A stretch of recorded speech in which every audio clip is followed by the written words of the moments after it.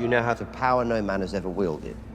HBO a dévoilé une nouvelle bande-annonce pour la saison 3 de House of the Dragon, et elle est aussi glaçante que épique. Tu vas m'écouter très attentivement. Tu vas l'aimer, cette histoire, c'est garanti. Bagarre, duel, torture, vengeance, géant, monstre, poursuite, évasion, grand amour, miracle. Dans cette troisième saison du spin-off de Game of Thrones, la guerre civile atteint son paroxysme de noirceur, tandis que les combats déchirent le royaume et que des tragédies frappent de près des personnages comme Rhaenyra Targaryen, Alicent Hightower et leurs familles respectives. Maintenant que la bande-annonce est sortie et qu'on l'a tous vue au moins 6 fois, revenons sur quelques moments forts. Des images époustouflantes de dragons en plein vol, aux aperçus révélateurs de guerriers comme Daemon Targaryen et Aemond Targaryen, combattant dans des lieux inattendus, il y a de quoi être impatient. Voici les moments forts de cette bande-annonce qui nous feront compter les jours jusqu'au 22 juin. Depuis ses débuts, la série bénéficie d'une distribution importante, ce qui peut rendre difficile l'intégration de nouveaux visages aux côtés de personnages comme Rhaenyra, Daemon et autres favoris des fans. Ormond Hightower, le neveu de Otto Hightower, interprété par James Norton, est un personnage qui devrait avoir un impact majeur sur la saison 3. Le showrunner Ryan Condal a laissé entendre que Ormond est le plus grand nouveau rôle introduit dans la série depuis sa première saison, et cette bande-annonce me donne envie de le croire. On commence enfin à cerner un peu mieux la personnalité de Ormond et son jeu à l'écran, tandis que Norton proclame la sauvagerie des Targaryens et le but sacré qui anime son armée. En voyant Ormond à la tête de ses troupes et en train de prononcer des discours en ville, on a vraiment l'impression qu'un nouveau personnage puissant entre en scène et qu'il peut donner du fil à retordre à n'importe quel protagoniste établi.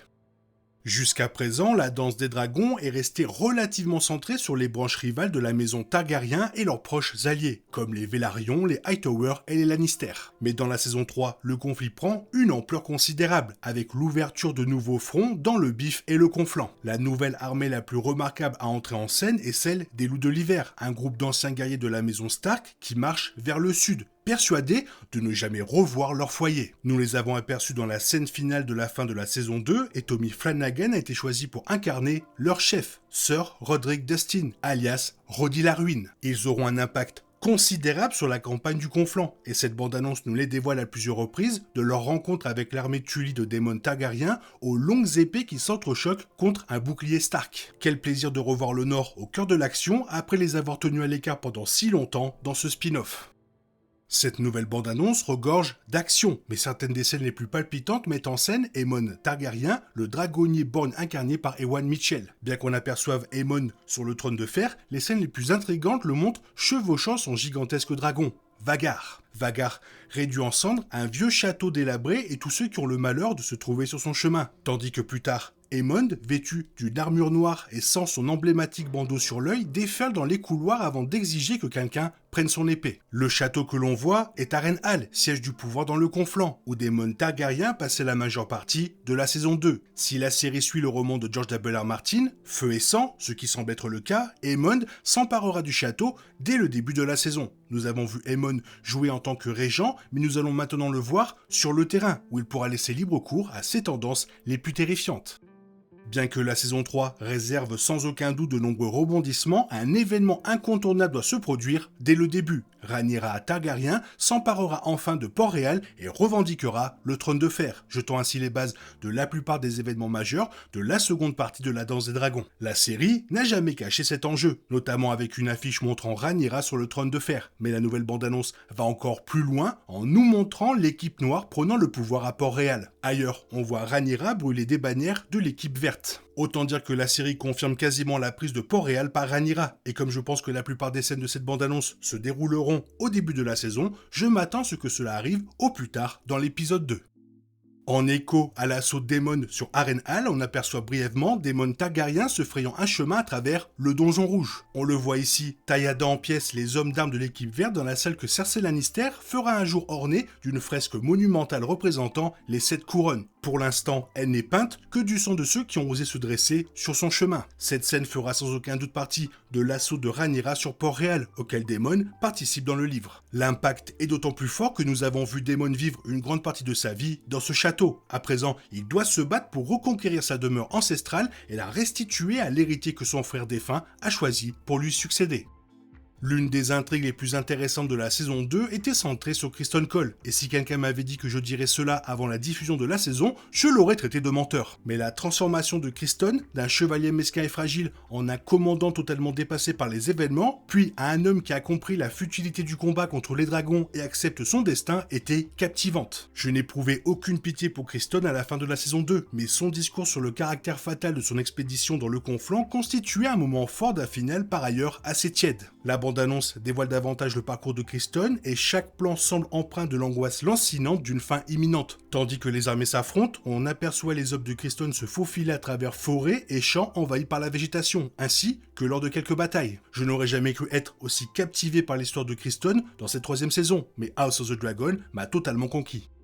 Bien que la saison 3 propose une intrigue épique couvrant un vaste territoire, l'élément qui a suscité le plus d'intérêt jusqu'à présent est la bataille du Gosier, une bataille navale colossale, initialement prévue comme point culminant de la saison 2, mais déplacée au début de la saison 3 en raison de restrictions budgétaires du studio. Nous avons eu des nouvelles de la bataille du Gosier grâce aux acteurs et à l'équipe de la série, et la première bande-annonce a dévoilé de nombreuses images de dragons volants au milieu des flottes. Ces images sont certes époustouflantes, mais la saison aura besoin de bien plus que cette unique bataille, qui n'était même pas prévue au départ. Heureusement, cette nouvelle bande-annonce ne dévoile que quelques plans de la bataille, comme l'arrivée des renforts à bord d'un navire Velaryon et à l'île de Karen aux prises avec des marins ennemis. J'ai une impatience folle de voir cette bataille, mais je suis ravi que la série ait recentré l'attention sur la saison dans son ensemble, car cela permet à cette nouvelle bande-annonce de se démarquer des précédentes.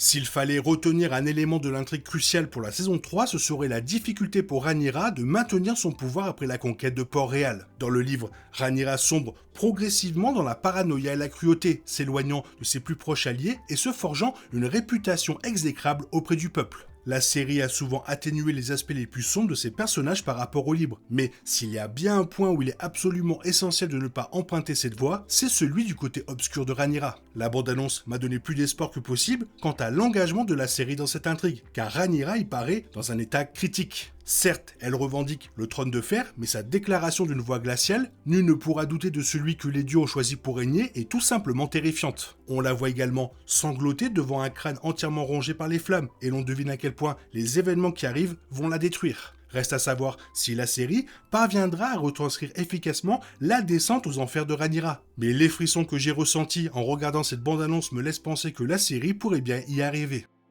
La prise de Port-Réal par Rhaenyra marque le début d'une intrigue que j'attendais avec impatience depuis l'annonce de la série. L'un des premiers actes de Rhaenyra après son ascension au trône de fer est de faire comparaître tous les membres survivants du clan vert qui n'ont pas réussi à s'échapper.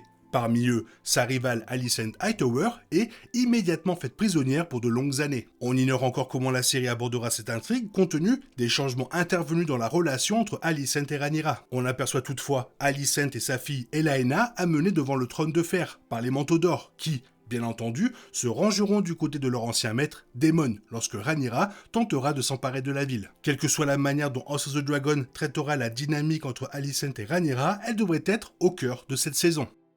Peu importe ce que l'on pense du final controversé de la 2e saison, il y a une chose sur laquelle tout le monde s'accorde. Les dragons sont magnifiques. On en compte près d'une vingtaine dans la série et chacun possède sa propre personnalité et son identité visuelle. Chaque nouvelle scène de dragon mérite d'être vue. Et cette bande-annonce en regorge. Rhaenyra s'offre un vol méditatif près de Père Dragon sur Syrax. Vagar, le dragon de Aemon, réduit tout en cendres, et Kha'Zix domine une armée de soldats et des renforts dragons arrivant à la bataille du Gosier. Si la vue de ces dragons dans toute leur splendeur épique ne vous donne pas la chair de poule, alors que faites-vous ici ?